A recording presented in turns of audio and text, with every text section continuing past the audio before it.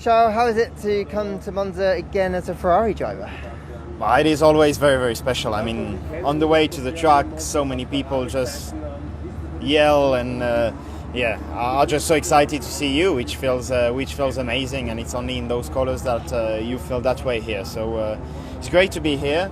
Realistically, it's going to be a bit of a difficult weekend, I think. On paper, it is one of the most difficult tracks for us, but with the extra push of the fans, we'll try to make it a special weekend. The car's kind of had some real high points this year. Does that give you hope that even on a circuit where you did think it's going to be struggle, it won't be awful? So.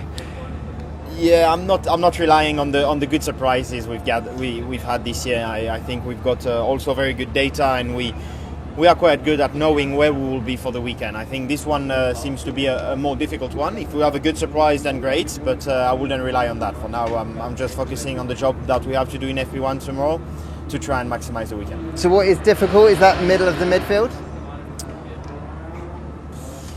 It's very difficult. We are within 3/10, you know. I mean, all the midfield is within 3/10, so a very, very good lap can put you on top of the midfield. A small mistake can put you at the bottom of the midfield, but that's our work to try and maximize everything, and then I think we can still have a good weekend, but it might be a bit more difficult in terms of competitiveness compared to Zandvoort last weekend.